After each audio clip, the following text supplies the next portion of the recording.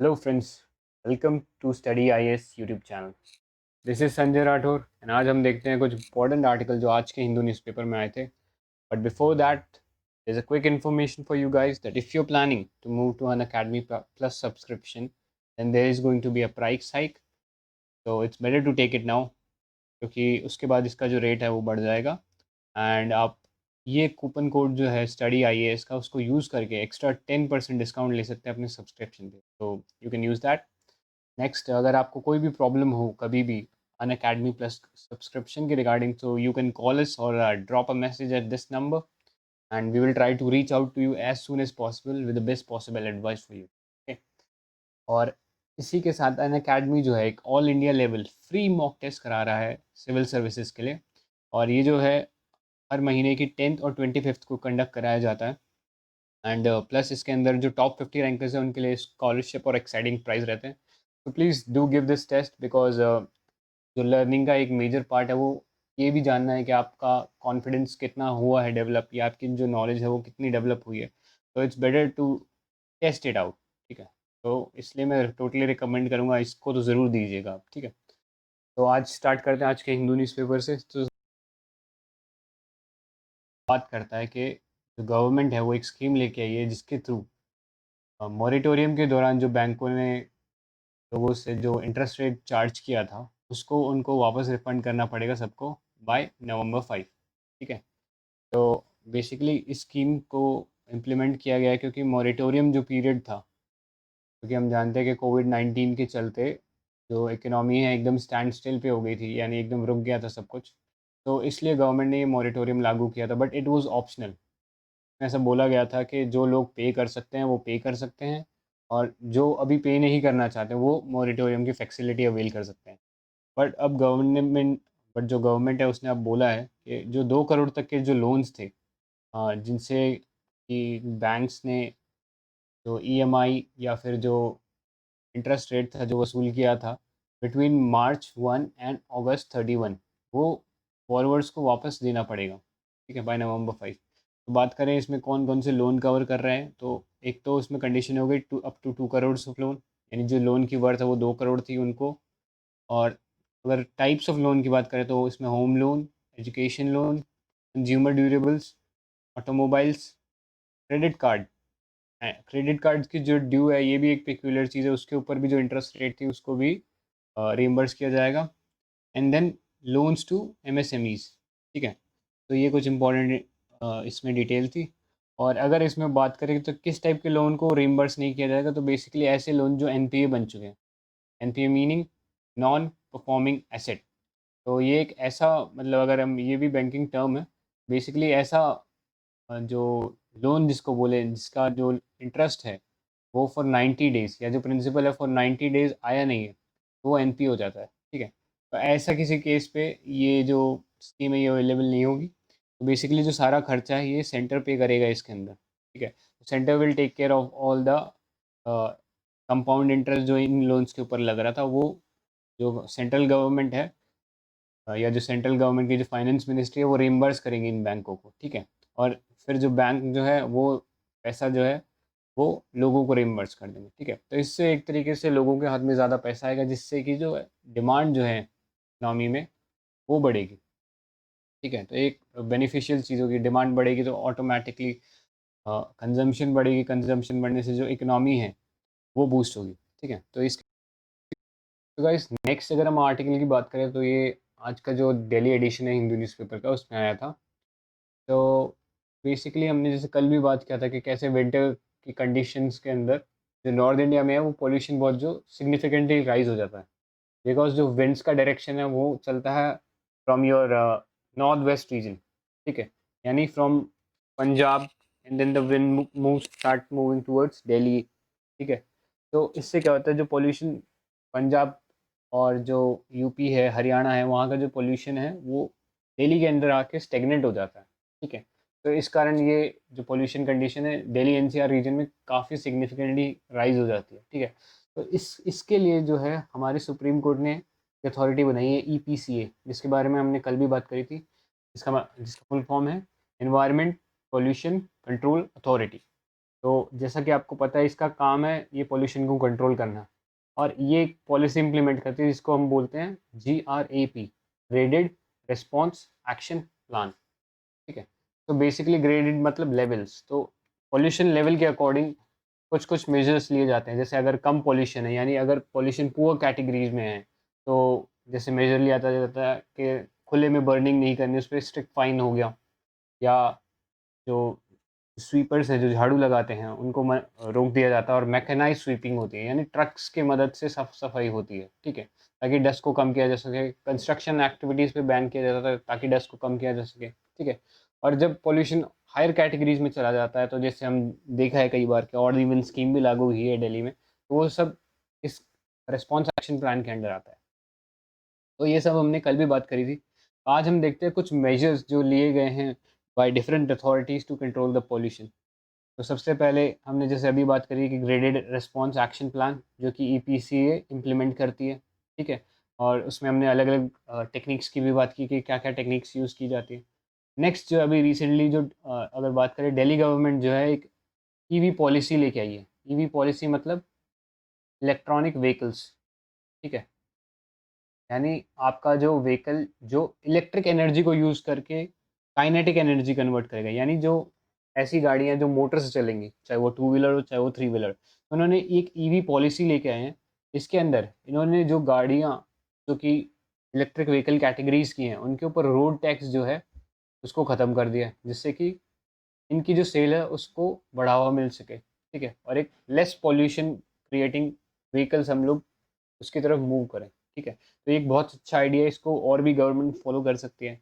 Next जो है, यहाँ जो दिल्ली जो पुलिस है उसने ट्रैफिक रूल्स को चेंज कर दिया। यानी इसके अंदर उन्होंने जो पार्किंग फ़ी है उसको ऑलमोस्ट 3 to 4 टाइम्स इंक्रीज कर दिया है। जिससे क्या होगा, लोग डिसइंसेंटिवाइज होंगे to take their own private vehicle. क्योंकि जब आप कहीं जाएंगे और आपको अपनी गाड़ी पार्क करनी पड़ेगी, तो वहाँ पे आपको 3 से 4 गुना फाइन देना पड़ेगा। तो automatically you will not take your car, rather आप जो है पब्लिक ट्रांसपोर्ट में जाना प्रेफर करेंगे, वो और वो आपको इकोनॉमिकल भी पड़ेगा। ठीक है, दूसरा अगर बात करें तो जो एक पोल्यूशन अंडर कंट्रोल सर्टिफिकेट दिया जाता है हर गाड़ी को, like for cars it's around 6 month, for bikes it's around 3 month या 2 मंथ्स, ऐसा कुछ होता है।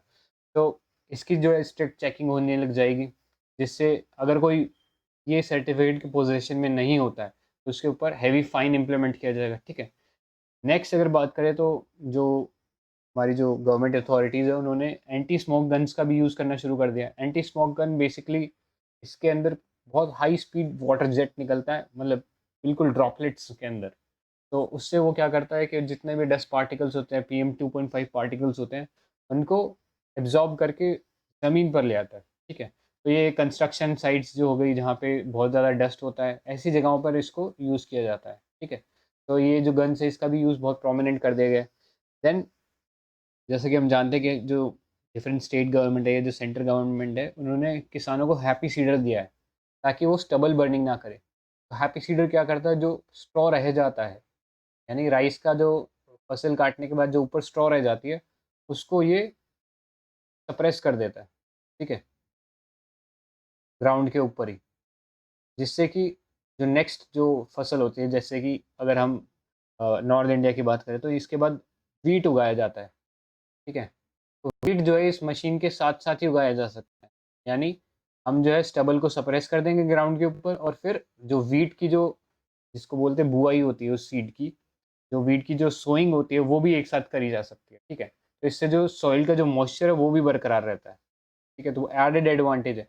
तो ये गवर्नमेंट ने बहुत हैवी सब्सिडी देके इस जो क्या नाम बोलते हैं इंस्ट्रूमेंट है या जो ये मशीनरी है, ये जो फार्मर्स है, ये जो कॉरपोरेटिव्स हैं, उनको बहुत ही सस्ते दाम पे ये प्रोवाइड किया जाए करवाया है। तो ये कुछ इंपॉर्टेंट स्टेप्स हैं जो गवर्नमेंट ने लिए हैं, ये आप अपने मेंस आंसर राइटिंग में यूज़ कर सकते हैं इन पॉइंट्स को। तो ये इसके बारे में कुछ इंपॉर्टेंट डिटेल्स थी। नेक्स्ट अगर हम बात करें, एक ये जो इंपॉर्टेंट आर्टिकल आया था, तो वो बात कर रहा है हिमालयन ब्राउन बेयर के बारे में। ठीक है, तो ये बेसिकली कहना चाह रहा है कि जो हिमालयन ब्राउन बेयर होता है, और अगर आप स्पीशीज़ नेम देखें तो इसका उर्सस आर्क्टस इसाबेलिनस। ठीक है, तो ये कभी कभी UPSC आजकल स्पीशीज़ नेम भी पूछ लेता है, तो इसको थोड़ा सा दिमाग में रखने की कोशिश कीजिए, एक दो बार रिपीट करेंगे तो आपको शायद ये याद भी रह जाए।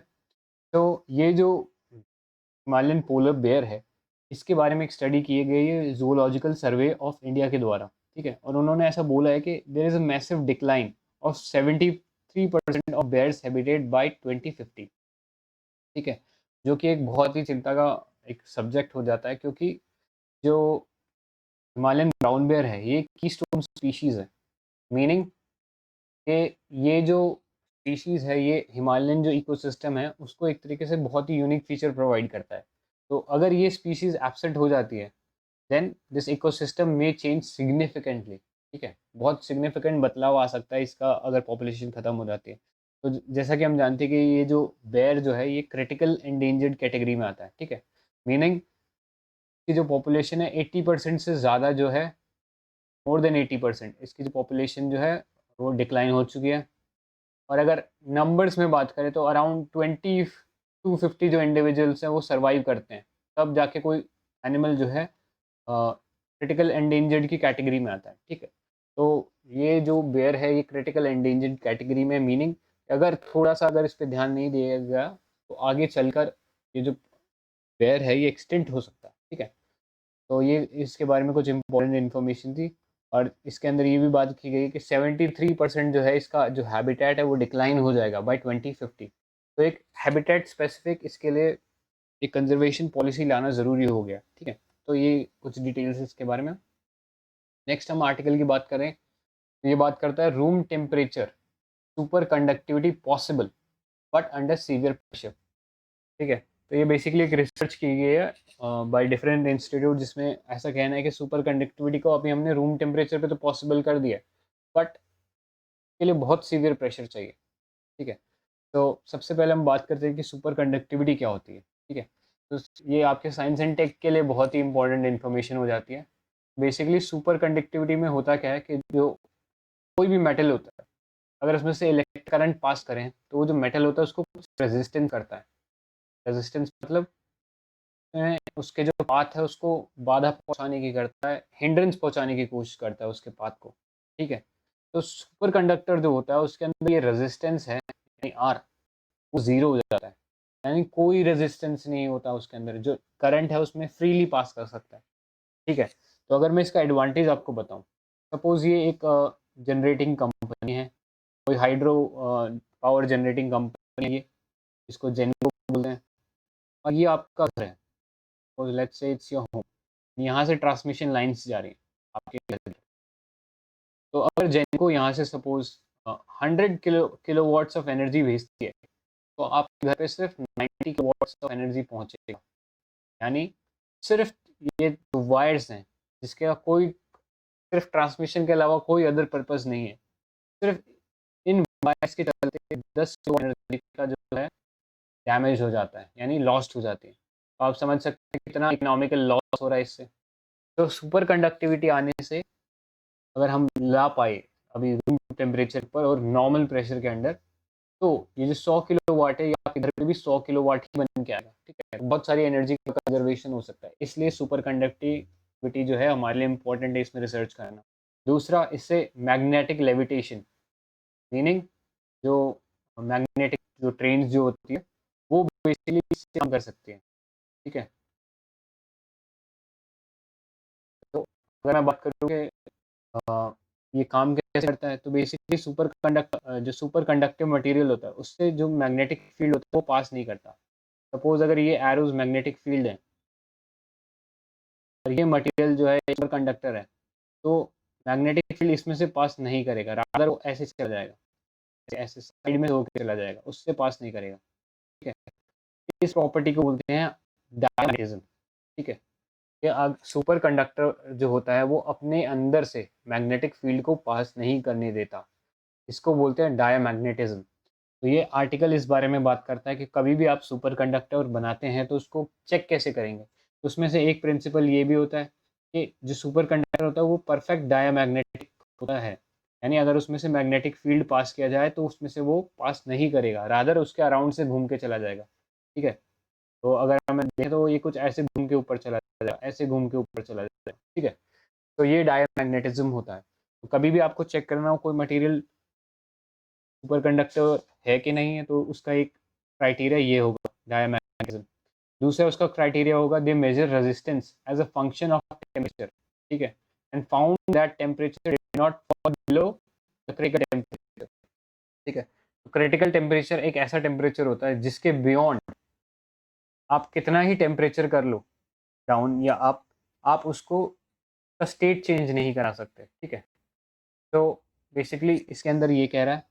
नेक्स्ट अगर हम बात करें तो ये बात करता है कि अगर किसी डायमैग्नेटिक मटेरियल के ऊपर बहुत ही ज़्यादा मैग्नेटिक फील्ड लगा दिया, जैसे अभी हमने बात की यहाँ से तो मैग्नेटिक फील्ड पार नहीं कर पाएगा, लेकिन हम बहुत ही ज़्यादा स्ट्रॉन्ग अगर कभी मैग्नेटिक फील्ड की डायमैग्नेटिक मटेरियल के ऊपर या जो सुपर कंडक्टर होता है उसके ऊपर लगा दें, तो उसकी जो सुपर कंडक्टिविटी होती है वो डिस्ट्रॉय हो जाती है, ठीक है।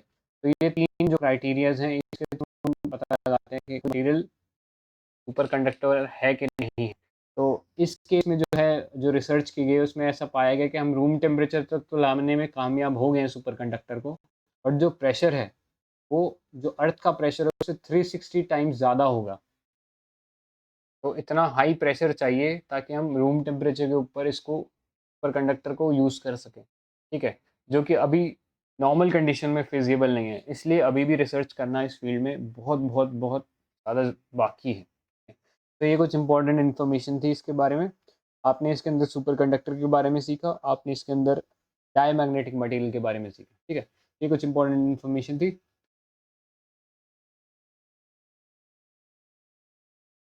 बात करता है evidence of dairy product found in Indus valley civilisation. तो बेसिकली एक जो विलेज है जो कि प्रेजेंटली गुजरात में है, कोटाडा बादली, ठीक है, जो कि एक स्मॉल आर्कियोलॉजिकल साइट है इन गुजरात। तो यहाँ पे जो है हमें पोट्री के कुछ एविडेंस मिले हैं जिनके अंदर हमें जो डेयरी प्रोडक्ट्स हैं उनके मॉलिक्यूल्स ट्रैप हुए मिले हैं, ठीक है। जिससे कि एक अंदाज़ा लगाया जा रहा है कि यहाँ पर एक एग्रो पेस्टोरल कम्युनिटी का यहाँ पर एक सेटलमेंट था। तो बेसिकली ये एक नया डेवलपमेंट है, बिकॉज अगर हम इंडस वैली सिविलाइजेशन की बात करते हैं तो यूजुअली हम हमारी एंशिएंट हिस्ट्री में पढ़ते हैं इसके बारे में। तो वहाँ हम फाइंड आउट करते हैं कि यहाँ पर सिटी लाइफ जो अर्बन लाइफ थी उसको ज़्यादातर हम देखते हैं। बट ये पहला एक एविडेंस है प्रॉपर जहाँ पर हमें एक प्रॉपर एग्रो बेस्ड सेटलमेंट या जो एग्रो पेस्टोरल कम्युनिटी है उसके बारे में कुछ आइडिया मिलता है। तो अगर हम बात करें कि साइंटिस्ट और या जो आर्कियोलॉजिस्ट हैं उनको पता कैसे लगा कि यहाँ पर एक्चुअली में जो कोई डेयरी प्रोडक्ट्स थे। तो बेसिकली क्या होता है कि जो पोट्रीज जो होती है, जो पॉट्स होते हैं वो पोरस होते हैं, यानी उनमें स्मॉल स्मॉल परफोरेशंस होते हैं या छेद होते हैं जिसमें आपके जो डेयरी प्रोडक्ट्स के जो मॉलिक्यूल्स है या कोई भी जो लिक्विड होता है वो उसमें इंट्रैप्ट हो जाता है, ठीक है। तो उसके बाद C16 एंड C18 की जो टेक्निक होती है जिसको हम बोलते हैं कार्बन डेटिंग, ठीक है। तो बेसिकली इसमें क्या होता है, कार्बन के जो आइसोटोप्स होते हैं, आइसोटोप्स ऑफ कार्बन, उनको यूज़ करते हैं ताकि हम डिटरमाइन कर सकें कि कोई चीज़ कितनी ओल्ड है। तो यहाँ पे वो आइसोटोप्स हैं C16 एंड C18, ठीक है। तो इनकी मदद से हमें पता लगा कि ये इतना पुराना है और ये मॉलिक्यूल्स किस चीज़ के हैं, ठीक है। नेक्स्ट अगर हम बात करें तो यहाँ पे हमें कुछ एविडेंस मिले हैं एनिमल्स के, जैसे कि टूथ एनिमल जो दांत है कुछ एनिमल्स के, like kettles, water buffalo, goats and sheeps, ठीक है। तो इनके प्रेजेंस से भी ये चीज़ को एक तरीके से री मिलता है कि हाँ यहाँ पे शायद डेयरी प्रोडक्ट्स का ही काम हो रहा था, ठीक है। और अगर बात करें कैटल्स की तो इनमें हमें जैसे काऊ और वाटर बफेलो है, इनकी जो बोन्स मिली है उनसे हमें ये पता लगा है कि ये काफ़ी मेच्योर बींग्स थे, यानी ये अपनी ओल्ड एज में आके मरे होंगे, ठीक है। यानी बूढ़े होके ये मरे होंगे, नेचुरल डेथ से मरे होंगे। बट वहीं अगर हम बात करें गोट्स एंड शीप्स की, तो ये जो थे इनकी जो बोन्स थी यंग थी, यानी ये यंग एज में ही मर गए थे। तो इससे एक आइडिया लगाया जा सकता है कि ये जो गोट्स एंड शीप्स जो थी ये मीट प्रोडक्ट के लिए यूज हो रही थी शायद, ठीक है। और ये जो कैटल्स थे ये शायद मिल्क प्रोडक्शन के लिए ही यूज हो रहे थे। तो ये कुछ इंपॉर्टेंट इन्फॉर्मेशन है इसके बारे में। और कुछ पिक्यूलर चीज़ हमने देखी, तो यहाँ पे आप इसको ज़रूर याद रखिएगा, कोटड़ा बादली, क्योंकि यहाँ से ये जो आर्कियोलॉजिकल फाइंडिंग्स है ये हुई हैं और ये गुजरात में बेस्ड है। कई बार आपको यूपीएससी ये भी पूछ सकता है कि ये साइट कहाँ पे लोकेटेड है, ठीक है। तो ये चीज़ इंपॉर्टेंट है आपके लिए। नेक्स्ट अगर हम बात करें तो आज का ये आर्टिकल जो आया है ये यूएस के इलेक्शन के ऊपर आया है, ठीक है। तो इसमें कुछ कुछ पॉलिटिकल न्यूज़ है जो कि हमारे लिए इम्पोर्टेंट नहीं है, बट हमारे लिए थोड़ा बहुत ये इंपॉर्टेंट हो जाता है कि हम जाने के यूएस में इलेक्शन कैसे होता है, ठीक है। तो अगर मैं बात करूँ तो यूएस में बेसिकली इलेक्टोरल कॉलेज का सिस्टम होता है, ठीक है। तो इसमें बेसिकली क्या होता है कि हर स्टेट के अंदर कुछ इलेक्टर्स होते हैं, ठीक है। हर स्टेट के अंदर कुछ इलेक्टर्स होते हैं, ये इलेक्टर्स को लोग चूज करते हैं और फिर ये जो इलेक्टर्स हैं ये आगे चूज करते हैं कौन प्रेसिडेंट होगा एंड कौन वाइस प्रेसिडेंट होगा, ठीक है। तो ऐसे करके ये कुछ इलेक्शन होता है। तो अगर मैं बात करूँ कि किसी स्टेट को नंबर ऑफ इलेक्टर्स कितने होंगे, तो ये बेसिकली डिसाइड होता है ऐसे कि जो यूएस का पार्लियामेंट है उसको बोलते हैं हम कांग्रेस, एंड उसके अंदर भी जैसे इंडिया पार्लियामेंट है उसके अंदर भी दो हाउसेज हैं, upper house and your lower house. वहाँ पे जो लोअर हाउस है उसको बोलते हैं हाउस ऑफ रिप्रेजेंटेटिव्स, देन जो अपर हाउस है उसको वहाँ बोलते हैं सेनेट, ठीक है। ये डिफरेंस है। अगर हाउस ऑफ रिप्रेजेंटेटिव की बात करें तो इसके अंदर जो number of representative from a state वो चूज होते हैं या डिटरमाइन होते हैं वहाँ की पॉपुलेशन के अकॉर्डिंग, उस स्टेट की पॉपुलेशन के अकॉर्डिंग। ऐसा सिस्टम हम जानते हैं इंडिया में भी है कि जिस स्टेट की ज़्यादा पॉपुलेशन है उसकी ऑब्वियसली ज़्यादा लोकसभा सीट होगी। जैसे इंडिया के केस में यूपी की ज़्यादा पॉपुलेशन है तो उसके जो नंबर ऑफ सीट हैं वो भी ज़्यादा है। वहीं अगर हम बात करें सेनेट की तो यहाँ थोड़ा इंडिया और जो यूएस है उसमें डिफरेंस हो जाता है। बेसिकली अगर हम इंडिया की बात करें तो यहाँ पे भी हम पॉपुलेशन का ही कंसेप्ट चूज करते हैं to determine number of seats to a state, ठीक है। बट यूएस में ऐसा नहीं है, वहाँ पे केवल और केवल दो रिप्रेजेंटेटिव होंगे ईच स्टेट के। तो जैसे कि हम जानते हैं सेनेट के अंदर अराउंड सॉरी यूएस के अंदर 50 स्टेट्स हैं, ठीक है। तो हर स्टेट से दो रिप्रेजेंटेटिव यानी 100 रिप्रेजेंटेटिव हो गए सेनेट के अंदर, ठीक है। तो हर किसी भी स्टेट में नंबर ऑफ इलेक्टर्स कैसे डिटरमाइन होंगे, उसकी number of seat in house of representative and number of seat in senate जो कि हमेशा दो रहती है, ठीक है। तो इस चीज़ से डिटरमाइन होता है नंबर ऑफ इलेक्टर्स कितने होंगे, फिर जो है जनता उनके लिए वोट करेगी, ठीक है। और फिर वो जाके आगे फाइनली प्रेसिडेंट और वाइस प्रेसिडेंट को चूज करेंगे, ठीक है। तो जैसे फ्लोरिडा का केस हो गया तो इसमें आप देख रहे हैं 29 सीट्स हैं यहाँ पे। कैलिफोर्निया का जो स्टेट है वहाँ पे 55 सीट्स हैं इलेक्टर्स की। तो टोटल नंबर ऑफ इलेक्टर्स जो है 538 होंगे, जिसके अंदर से विनर को चाहिए होगा 270 इलेक्टर्स का एक तरीके से उसके फेवर में होना। तो ये चीज़ डिटरमाइन करेगी कौन जीतेगा और कौन हारेगा, ठीक है। तो ये जो है एक winner based winner takes all approach है, ठीक है। तो इसमें बेसिकली क्या होता है, लेट्स से सपोज फ्लोरिडा एक स्टेट है, तो यहाँ पे सपोज एक डेमोक्रेट, क्योंकि यूएस के केस में दो डोमिनेंट पार्टी है डेमोक्रेट्स एंड रिपब्लिकन, ठीक है। सपोज एक डेमोक्रेट खड़ा होता है और एक रिपब्लिकन खड़ा होता है। डेमोक्रेट्स को सपोज लेट्स से आपका 46% वोट मिल जाता है और लेट्स से रिपब्लिकन को जो है अराउंड 44% वोट मिल जाता है, ठीक है। Hypothetical numbers. तो यहाँ डेमोक्रेट जीत गया, ठीक है। बट क्या वो डेमोक्रेट जो यहाँ से जीता है वो क्या वो रिपब्लिकन्स के जो 44% वोटर है उनका इंटरेस्ट रिप्रेजेंट करेगा? तो थोड़ा बहुत एक तरीके से इसको कह सकते हैं शायद वो नहीं कर पाएगा। सेम सिस्टम इंडिया में भी होता है, जिसके ज़्यादा वोट मिलते हैं वो सीट ले लेता है। तो कई बार जो माइनॉरिटी रिप्रेजेंटेशन होता है ऐसे केस में नहीं होता, ठीक है। तो ये अप्रोच थोड़ी सी गलत है। अगर हम बात करें 2016 की यूएस इलेक्शन की तो उसमें ऐसा ही कुछ हुआ कि अगर डेमोक्रेट कैंडिडेट, ठीक है, तो इनको जो है नेशनल जो वोट्स हैं, अगर टोटल नंबर ऑफ वोट पूरे यूएस के अंदर देखें तो इनको मिले, ठीक है। हमको इनसे कम नेशनल वोट्स मिले थे, मतलब सारे वोट्स को कंबाइन कर दिया तो कम वोट्स मिले थे इनको। बट फिर भी डम किए थे बिकॉज इनके पास इलेक्टर्स ज़्यादा थे, ठीक है। ये प्रॉब्लम होती है विनर टेक्स ऑल अप्रोच की, ठीक है। तो ये कुछ इंपॉर्टेंट इन्फॉर्मेशन थी इसके बारे में। अब हम नेक्स्ट आर्टिकल की तरफ चलते हैं। तो नेक्स्ट आर्टिकल बेसिकली ये बात करता है जो ग्लोबल हंगर इंडेक्स जो रिपोर्ट आई थी रिसेंटली उसके बारे में। तो इसमें इंडिया को बहुत पुअर रैंकिंग मिली। जैसा कि हमें पता है, हमने डिस्कस किया था पहले भी, इंडिया की जो रैंक थी वो 94 आई थी, है ना, आउट ऑफ 107 कंट्री, जो कि बहुत पुअर थी। इवन ब्रेस्ट कंट्री में सबसे खराब रैंक थी ये। बट जो इंडिया जो नेबर है लाइक पाकिस्तान, श्रीलंका एंड और नेपाल, इनसे भी खराब रैंकिंग थी। तो इंडिया के लिए थोड़ा कंसर्न का पॉइंट है। तो हम थोड़ा इस रिपोर्ट को डिटेल में देखते हैं। तो ये जो रिपोर्ट है ग्लोबल हंगर इंडेक्स, इसको निकालता है concern world wide and world hunger health, जो कि एक जर्मन बेस्ड एनजीओ है। ठीक है, ये दोनों मिलके इसको रिपोर्ट को निकालते हैं। तो ये हमने इसके पब्लिशर की बात करी। नेक्स्ट अगर हम बात करें इसके पैरामीटर की, इसमें 4 पैरामीटर्स हैं। अंडर नरिशमेंट, इसका मतलब कि पॉपुलेशन विद अनसफिशिएंट कैलोरी इनटेक। जैसे कि हम जानते हैं कुछ, अगर जैसे हम कुछ भी खाना खाते हैं तो उससे कुछ ना कुछ कैलोरीज मिलती हैं हमें। तो अंडर नरिशमेंट ऐसी सिचुएशन है जहाँ पे ये कैलोरी इनटेक जो है बहुत कम हो जाता है। ठीक है, जो नॉर्मल से कम हो जाएगा तो वो अंडर नरिशमेंट कहलाता है। Next, child wasting. तो ऐसे बच्चे below age of 5 whose weight is below their age, मतलब जो उनकी एज के और जो नॉर्मल बच्चे होंगे उनसे अगर उनका जो वेट है वो कम होगा तो वो चाइल्ड वेस्टिंग कहलाता है। ठीक है, सिमिलर चाइल्ड स्टंटिंग। तो यहाँ पे ऐसे बच्चों जिनका जो एज बिलो 5 है एंड उनका जो हाइट है अपने हिसाब से कम है, ऐसे लोग चाइल्ड स्टंटिंग, मतलब ये इसको चाइल्ड स्टंटिंग बोलते हैं। नेक्स्ट जो फाइनल पैरामीटर है इसका, that is child mortality.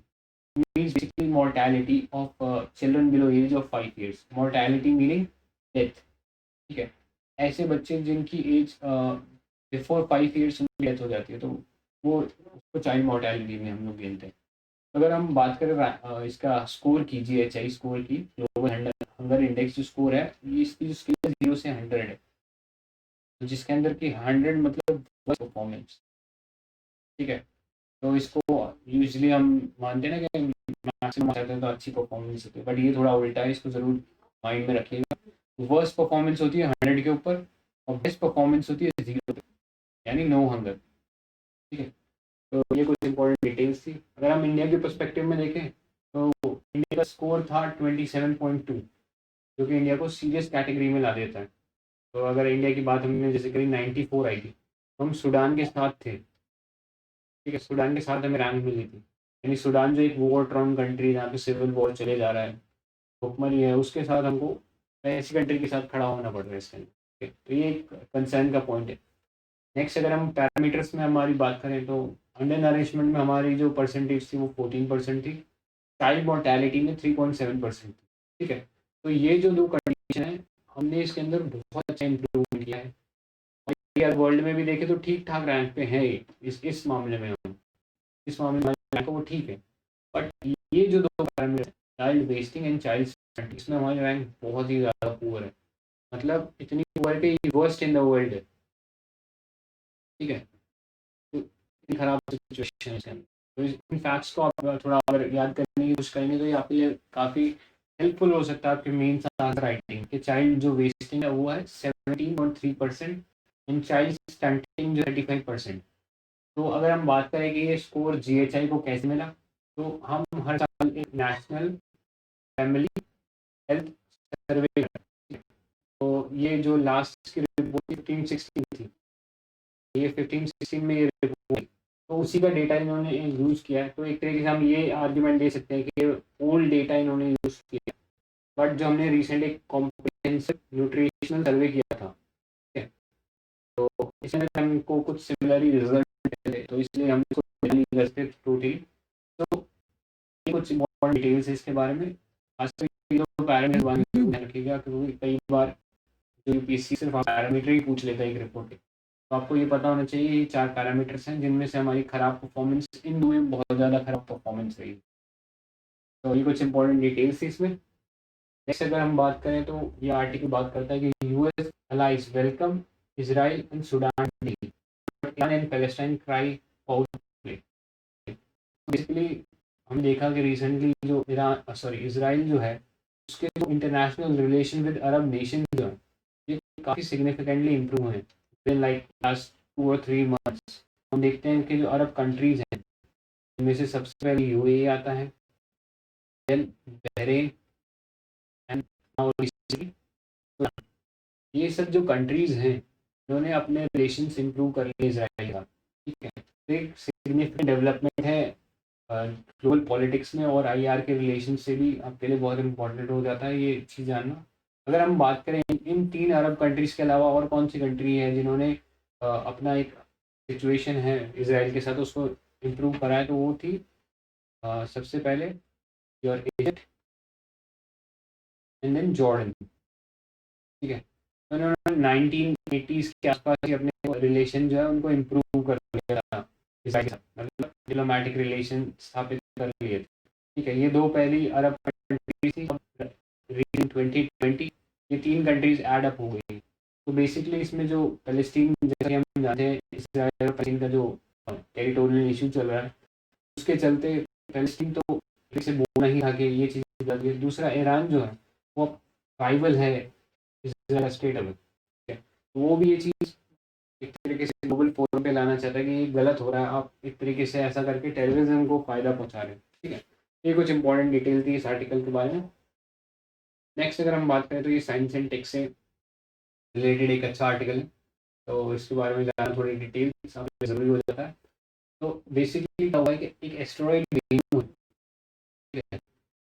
Sun around चक्कर काट रहा है, और नासा की कैलकुलेशन के साथ शायद नेक्स्ट सेंचुरी में ये अर्थ के साथ जो है कोलाइडर्स है, कैलकुलेशन जरूरी नहीं ऐसा हुई।